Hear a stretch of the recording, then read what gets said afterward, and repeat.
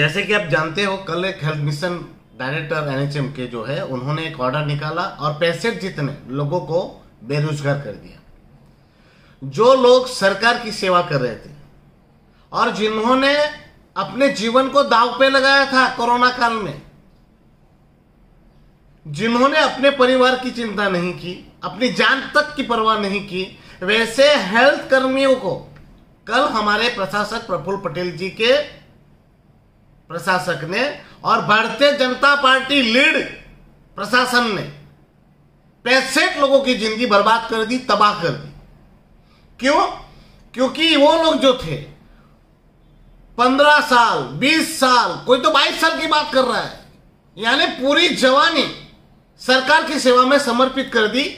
और आज जब उनको स्टेबिलिटी मिलनी चाहिए थी, उनके परिवार को उसका बेनिफिट्स मिलना चाहिए था, तब हमारे प्रशासन ने, प्रफुल्ल भाई के प्रशासन ने आज सारे लोगों को एक ही झटके में बिना कारण के बेरोजगार करके छोड़ दिया। जो सरकार कहती है कि 11 महीने काम करने पर उस व्यक्ति को आजीवन नौकरी मिलनी चाहिए, फिक्स हो जाना चाहिए, उसका जीवन निर्वाह और उसके परिवार का जीवन निर्वाह सुनिश्चित हो जाना चाहिए, वो सरकार ने 15-20 साल काम कराकर लोगों को बेरोजगार करके उनका जीवन बर्बाद कर दिया।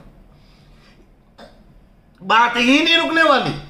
सूत्र बता रहे हैं कि एनएचएम में से 65 लोग दूर किए गए हैं और भी लोग हैं 60, 70 या 100 दूसरे लोगों को भी निकालने की तैयारी की जा रही है।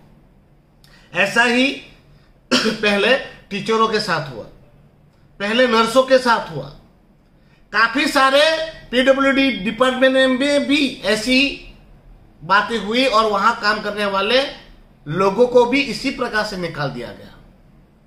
जहां सरकार को रोजगार देने की बात करनी चाहिए, तो ये तो रोजगार छीनने की बात हो रही है। और ये लगातार जब से प्रशासक प्रफुल्ल पटेल आए हैं, ये हमारे दमनदीप के लोगों के साथ ऐसा ही अत्याचार और अन्याय कर रहा है।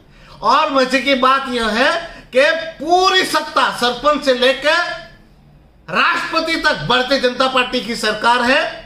और हमारे बुजुर्ग 15 साल से जो एमपी बन के बैठे हुए हैं, दमन-दीव और दादरा नगर हवेली की सारी इकाइयों की सरकार भारतीय जनता पार्टी की है, पर वो सब मूक दर्शक बने हुए हैं, प्रशासक की कठपुतली बने हुए हैं और हमारे लोगों के साथ अत्याचार और अन्याय होने के बावजूद वो चुपचाप तमाशा देख रहे हैं और पार्टी में लोगों को जोड़ने का काम कर रहे हैं। ये बहुत ही दुखद घटना है और मैं उसकी भरपूर निंदा करता हूं, प्रशासन की भी निंदा करता हूं और भारतीय जनता पार्टी के सारे पदाधिकारियों की निंदा करता हूं। और उनमें अगर थोड़ी सी भी शर्म है, हया है, तो वो लोग चुल्लू भर पानी में डूब मरे। ये बार बार घटना होती जा रही है और हमारे लोगों का शोषण होता जा रहा है और हमारे नेता सब कोई चुप है। और मजे की और एक बात बताना चाहता हूं, ये प्रशासन की दादागिरी आप किस लेवल की है वो सोचिए। चुनाव सर पर है, 2 या 3 महीने के अंदर जब यहां पर सांसद का चुनाव होने वाला है, वैसी स्थिति में अगर प्रशासन इस प्रकार से निर्दयता से लोगों के जीवन को बर्बाद कर रहा है, तो आप सोचिए कि ये प्रशासन की मनस्विता कितनी बढ़ी हुई है, क्या दादागिरी है। पर उसकी वजह भी हम लोग है, क्योंकि हमारे साथ कितना भी अत्याचार हो जाए, हमारे कितने भी घर टूट जाए, हमारे कितने भी दुकान टूट जाए, हमारे कितने भी मकान टूट जाए, हमारे कितने भी नौकरियों के रोजगार चले जाए, हमें नौकरी मिले ना मिले, पर हमें ताली बजाते रहना है और प्रशासन की वाहवाही बोलते रहना है। प्रशासन के कार्यक्रमों में सबको दौड़ दौड़ के जाना है और हर दूसरे दिन या तीसरे दिन भारतीय जनता पार्टी का पट्टा पहन के उनकी पार्टी में फोटो खिंचवाना है।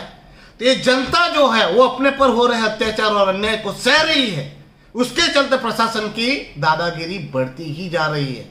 ये पहली घटना नहीं है, ना ये आखिरी घटना है। अभी भी वक्त है कि दमन-दीव की जनता और दादरा नगर हवेली की जनता सोचे, विचारे और अपने भविष्य के प्रति सजग हो जाए। मैं फिर से ये प्रशासन का और भारतीय जनता पार्टी का जो ये निर्णय आया है, उस निर्णय का निंदा करता हूं और प्रशासन से हाथ जोड़ के विनती करता हूं कि इतने सारे लोगों का भविष्य बर्बाद ना करें। जितने भी लोगों को रिलीव किया गया है उसको फिर से नौकरी पे बहाल किया जाए, क्योंकि आपको तो हेल्थ फैसिलिटीज़ के लिए लोगों की ज़रूरत है ही।